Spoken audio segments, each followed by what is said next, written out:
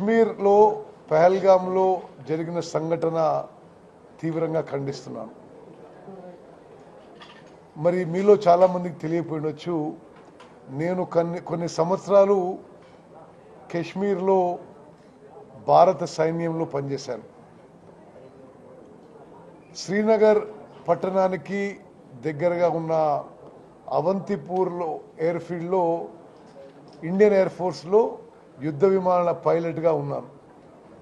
అదేవిధంగా లే లదాఖ్లో పనిచేశాను, సిహెచ్ఎన్ గ్లేషియర్ ఆపరేషన్స్లో పనిచేశాను. కశ్మీర్ రాష్ట్రంలో ఉన్న పరిస్థితులు కొంత అవగాహన ఉన్న వ్యక్తిగా ఇది చాలా దురదృష్టపు సంఘటన. నిజంగా ఈ హత్యలు చేసిన వారిని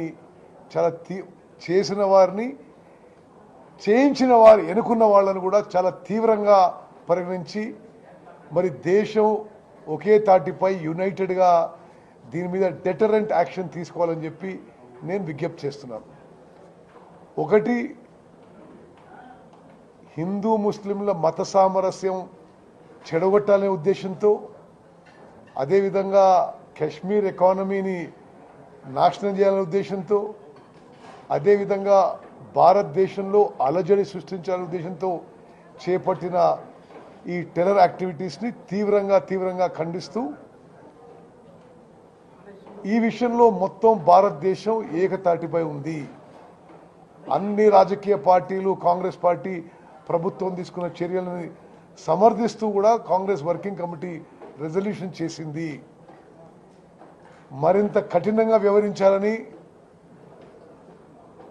ఈ యొక్క టెర్రరిస్ట్ యాక్టివిటీ చేపట్టిన వాళ్ళని, చేసిన వాళ్ళని, ఎన్నుకున్న వాళ్ళని చాలా తీవ్రంగా పరిగణించి సీరియస్ యాక్షన్ తీసుకోవాలని చెప్పి భారత ప్రభుత్వానికి విజ్ఞప్తి చేస్తున్నాం.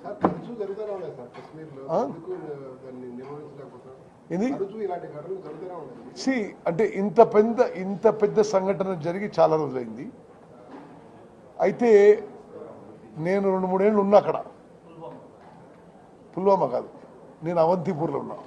ఓకే, నేను లే లద్దాఖ్లో ఉన్నా. నేను అప్పుడు భారత వాయుసేన సిహెచ్ఎన్ గ్లేషియర్ ఆపరేషన్ చేసినప్పుడు నేను భాగస్వామిని.